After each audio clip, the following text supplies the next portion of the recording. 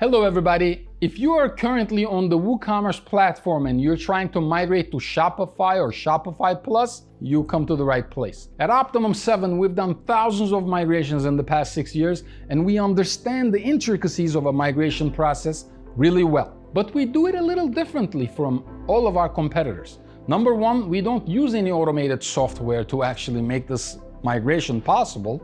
Number two, we don't import CSV files or database files.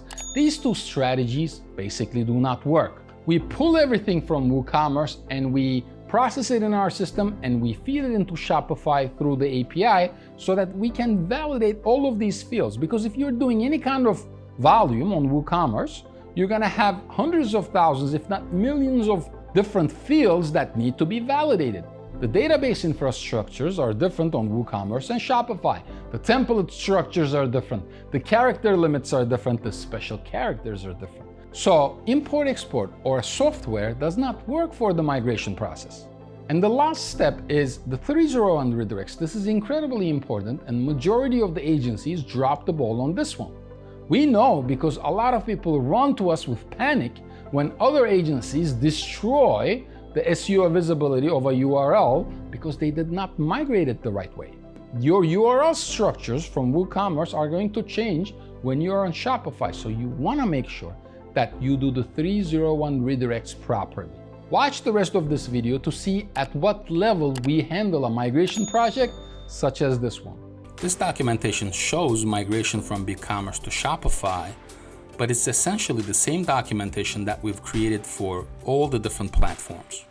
The steps might change, the details might change, the API might change, but the process remains the same. So if you look at the BigCommerce to Shopify process here, as you can see, we have database commands, we have migration commands, and we have the entire URL structures and everything. Because different platforms have different URL structures and the different special characters, limitations, there are so many exceptions, right? Not only that, if you look at our GitHub account, on GitHub, we have done these migrations before. So we have full code on how we validate the products, the customers, the orders, how we tie them together, how we process HTML if you have HTML on your product pages on BigCommerce that need to move over to Shopify.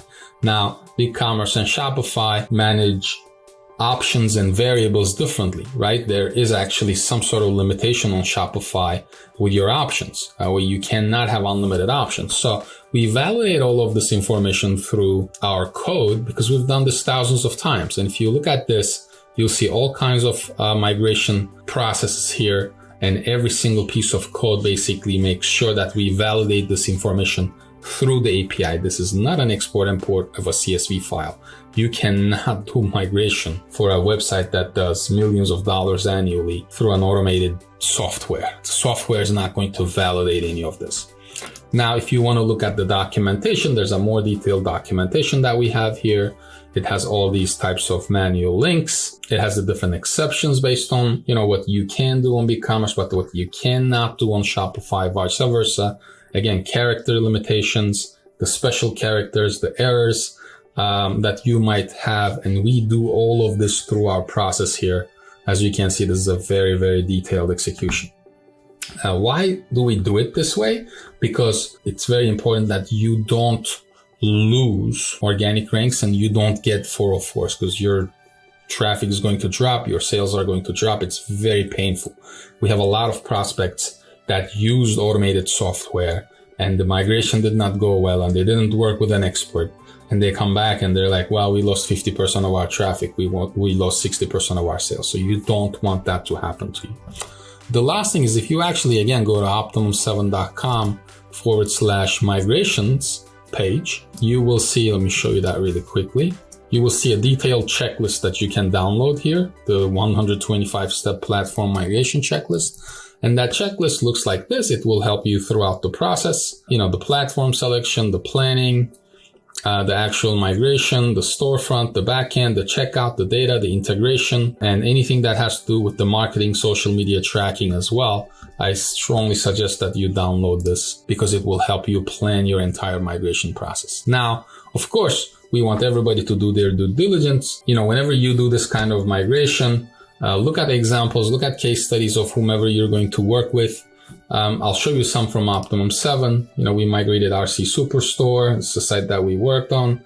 Specialist ID, Good Counsel, Tease to Your Door, Echo Enclose. And if you actually look at this, like what happened after the migration process, I think we migrated this site in 2016. I think we migrated this in 2017. You'll see the database growth in terms of organic visibility. So their metrics have actually improved, because whenever you do a platform migration, you want to go to a speed and mobile first website, and you have to pay attention to the mobile usability metrics, and you have to make certain improvements to design.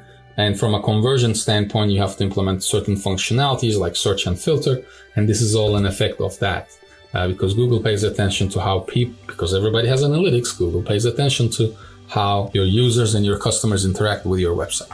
Okay, so do your due diligence definitely to go through the process, but this is very, very important. Please make sure you do the 3.0 and redirects properly at the end. That's one of the most important aspects of this. You don't want to lose your ranks. You don't want to lose money. You don't want to lose the authority that you've worked so hard to build. And if you have any questions, please let us know. Thank you. Welcome back, everybody. I hope this video was helpful for all of you out there who are currently on WooCommerce and you're trying to migrate to Shopify or Shopify Plus. If you have any questions about this process, please comment below or contact us at Optimum7.com, and we will be happy to guide you in the right direction.